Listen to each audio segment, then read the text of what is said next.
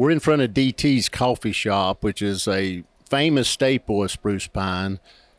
And just tell us what you've been through. Honestly, it's really hard to describe. We lost everything. My parents lost everything, something that they've built for 20 years, more than that when they really started. And it breaks you down. It's not fun. It's hard.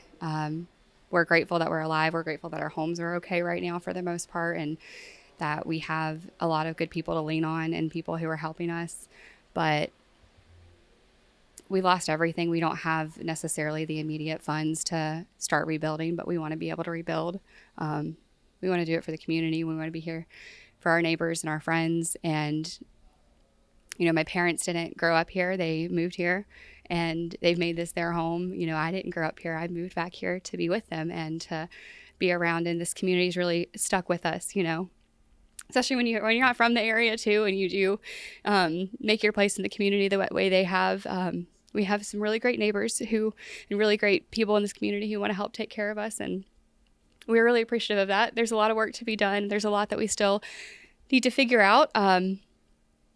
It's hard. It's been hard for the first few weeks. You feel kind of like you lost someone, you know, but it's a place and we don't have that place anymore. And that's hard, but we're coming together and we're relying on the people around us and doing what we can to get back on our feet and keep working. And the name DT's. Yeah, DT's for David and Trisha, or they I think were originally going for Delirium Tremors. Kind of a bit of a coffee lingo there, but because their initials are also David and Trisha with DT, it really stuck home with that one, I think, more. Now, the North Toe River is just literally feet away from here. How did this transpire? I mean, we know all the rain came for a few days, but did you expect the devastation? Was there any warning? No, it was business as usual. Thursday we were here. We thought we might lose power. We were prepared to potentially lose power and not necessarily be open on Friday, but we had a festival scheduled on Saturday. We had large catering orders scheduled the next week. We had so much planned, so much looking forward to do, even just with the busy fall season. This area is very dependent on a lot of the traffic, the tourists that can come through here in the fall. And we were full stocked up. We had new coffee mugs out, new product out. We just launched a pumpkin menu for the fall. So we had a lot that we were planning for, a lot that we were looking forward to. And we had no warning whatsoever. Thursday night, my parents were out here. You can still see even some of the black tape. They were trying to just tape thinking, okay, if it flooded a little bit from the rain, we didn't want any water damage. And then afterwards you pull up and you see what all was covered with water and where all the mud was and everything that was just completely destroyed. And we weren't prepared for that. Now, you just went through an expansion too, you were telling me. Yeah, in March, it was actually celebrating their 20 years of being open in business. And we were able to go and expand our dining room into the retail space beside us. And, less than 6 months of having that expansion and so much work and effort that we put into it, still things we kind of got to pay off at some point from an expansion, and all of it gone. And, when you're in a business for 20 years, a lot of my parents, even personal belongings, personal tools, the things that my parents would use, it all gone. None of it was really salvageable. Anything that we are trying to salvage and clean up, we're not sure if we're going to be able to use again. Right now, it's more sentimental. Now, are you getting any help from outside people, FEMA, that sort of thing? Is there FEMA applications? I know they have SBA loans and all that kind of stuff. So do you have a game plan? Not at the moment. We've been trying hard over the last couple weeks to talk with people, with the FEMA agents and SBA agents. We have some meetings coming up, but most of it, of course, is looking like loans. We're doing what we can. We have a GoFundMe going for fundraising. We have people who know us personally, who would like to help us out. So how can people help? Yeah, we have it boarded up right now, but we wanted to turn our boards into something a little more fun. we added our fundraising information here. So of course, like there's a GoFundMe link, the Venmo if people don't necessarily want to use GoFundMe. And we also have our social media, like our Instagram on here.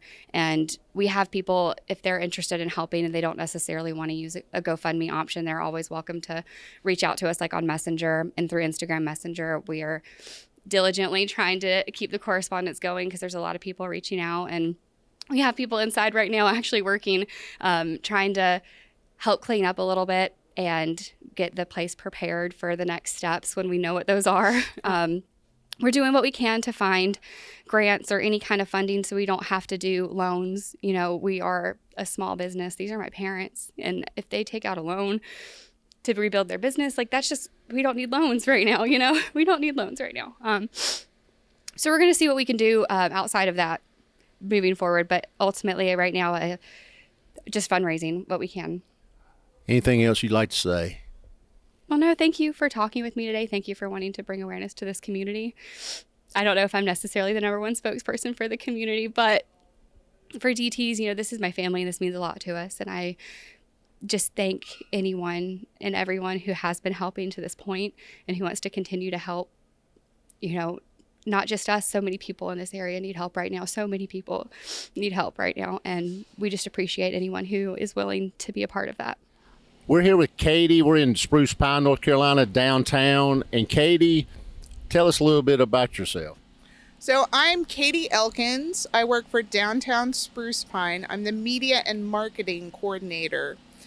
And Downtown Spruce Pine, our mission as a nonprofit is to support the businesses in downtown Spruce Pine.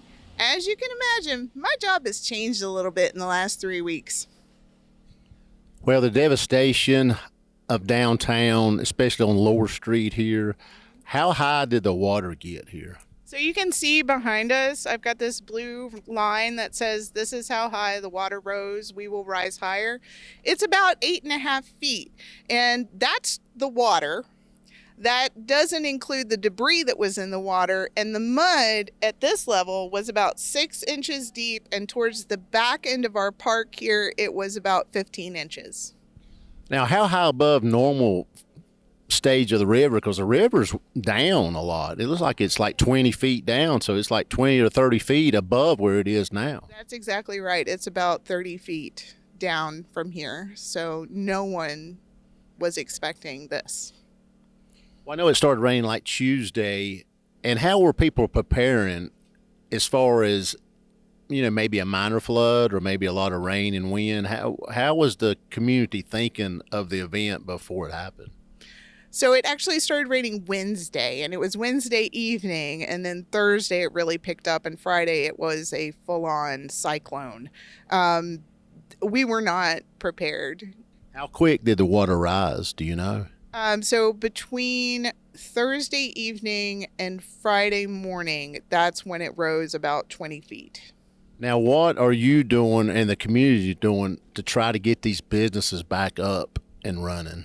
So our nonprofit has a fund that anyone can donate to, and it's a tax-deductible fund, and that money will go directly to the downtown businesses to get them back in here. In addition to that, our director, Spencer Bost, is currently trying to garner larger scale funding and get information to the business owners, because we need our businesses here on Lower Street. They are the lifeblood of Spruce Pine, and we love them and we want them to stay. Is there a site that they can go to? Yes, if you go to our website, which is discoversprucepine.com, or you can find us on Facebook as Downtown Spruce Pine. We have our Hurricane Helene fundraiser on both, and we would be so grateful. Any contribution level is so appreciated. So right now, the biggest thing you need is probably monetary value, is money. If you walk around downtown now, you'll see we had an amazing crew of volunteers show up from all over the country.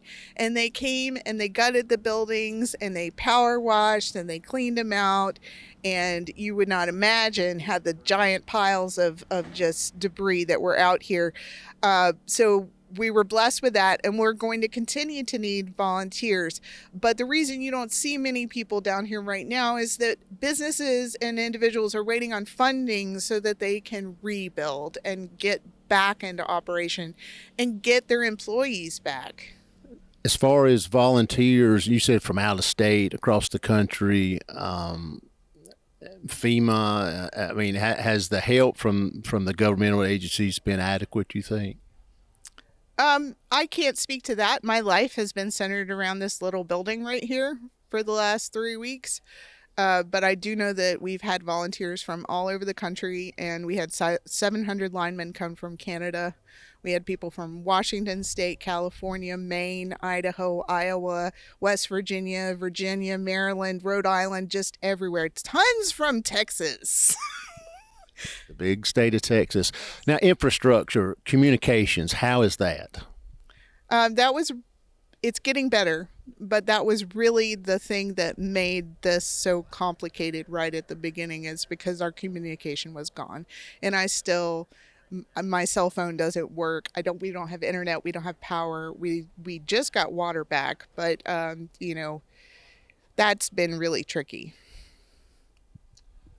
Well, the whole community's and the whole country is really behind you. And is there anything else you'd like to say to the audience on behalf of Spruce Pine? I would like to say that we feel loved, and we appreciate everyone who has come out and donated and brought supplies, and are continued to be just amazed by the way that we're supporting each other, and we receive support from others. So thank you. We're back in downtown Spruce Pine for the Wise News Network, and I'm Rusty Wise. And as you can see by the interviews, there was a lot of destruction, but also there's been a lot of community involvement and help. So we're elevated a little bit, but as we go down to Lower Street, it was flooded, as our interviews showed. So Spruce Pine, North Carolina is slowly recovering, but they need your help. By all the interviews you saw, they need monetary help, they need donations. The downtown merchants need money to get back on their feet. A lot of them did not have insurance. A lot of them had loans on their businesses. So now they have zero income. So go back, call the numbers, go to the sites that they mentioned, and help Spruce Pine, North Carolina, and Mitchell County, North Carolina. I'm Rusty Wise with the Wise News Network. Until you see us again, so long.